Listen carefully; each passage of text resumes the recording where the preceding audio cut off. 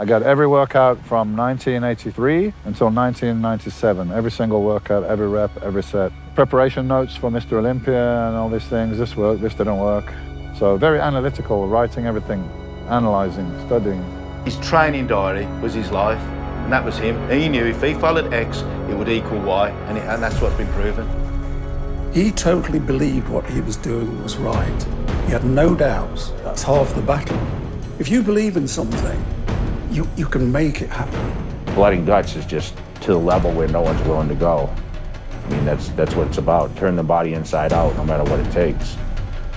He wasn't going to stop. He was a train.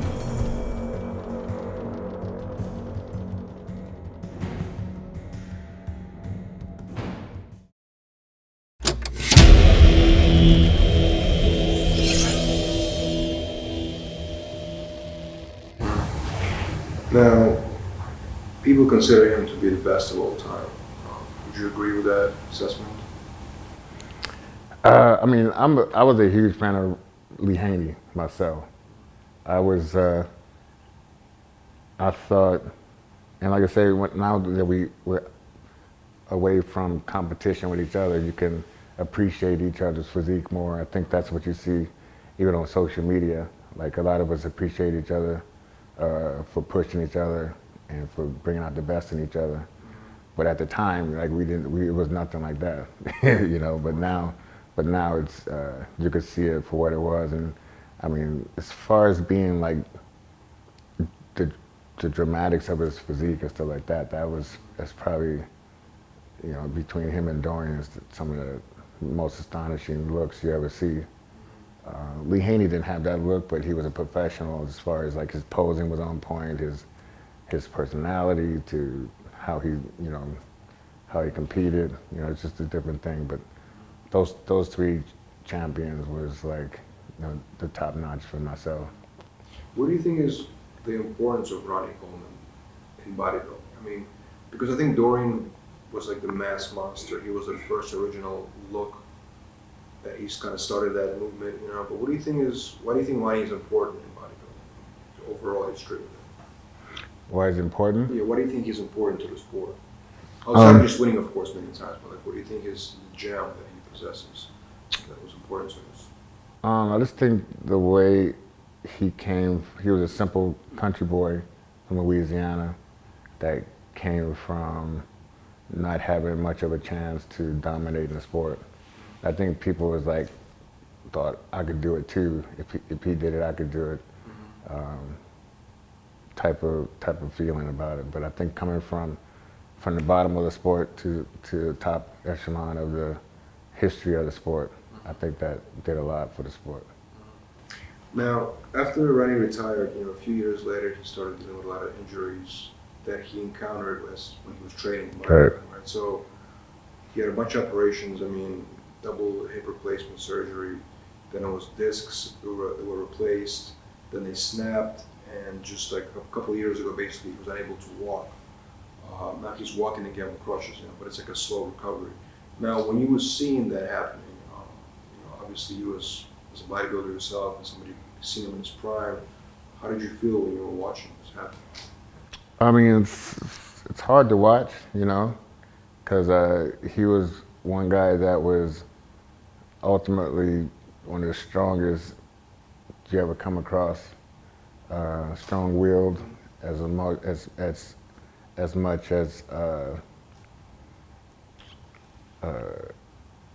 you know, heart of a lion, and then you see to be invulnerable to injury like that.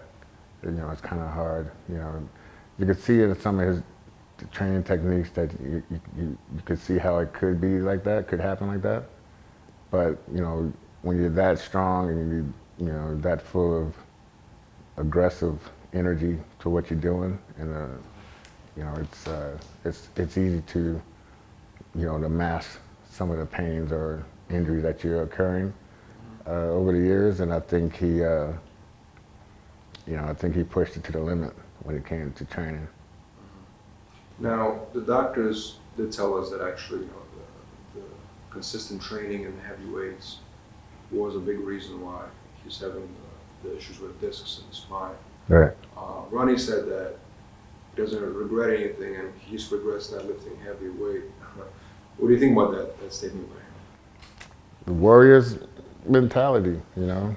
He's a warrior. That's how you can't be afraid of it. And I know when he went to the gym, I know he didn't have any fear in his body about what he was doing. And to have like 800 pounds on your back is you know, it's something in itself. But I could totally see how, you know, where he is, how that can happen like that. But he just has the heart of a lion, you know. That's pretty much, that's how he is. Now, actually, he wasn't unable to walk for a while. He was kind of like in a wheelchair. Now he's actually recovering, and he's back in the gym. When we filmed with him in Texas, he was back in the gym. Did he ever leave the gym? I don't think he ever left the gym. Maybe just very, very little. Only in the hospital. Yeah. When he's out of the hospital, he's in the gym. But he still goes back in the gym like at 3 a.m. His schedule is crazy. He goes to the gym at 3 a.m. Yeah. Then he wakes up like at 1 p.m. And he goes, whatever. But like ultimately, he still does it, pushes himself.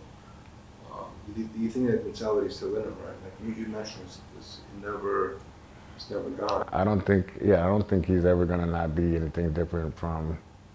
I mean, I think he just, you know, 'cause I remember when I was in the hospital myself and wasn't around the weights and you can hear the clanking and like you're gonna miss it. You have to be around it. There's no way you can hear that and be around that scene and then just go without it.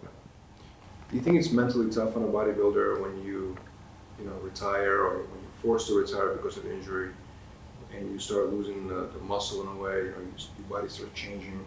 Is it mentally difficult? I'm sure. Oh yeah, it's total. I don't know if you could say mind fuck, but it's a mind fuck to the max. Like you can't imagine coming from being an upper echelon of your sport to not being that anymore, and then just have to deal with that part when it drove you so hard and so, you know, being so dedicated for so long. To be on the other side of that is pretty hard, you know. Even with the people that I train, you know, I still feel the competitional feel. I still get like nervous to where you don't want to hardly even eat, you know, the day of the competition. And, you know, you're going through it with these different people trying to, you know, that whole feeling, that whole thing is just, it's almost like a drug in itself. Like you need that, you know.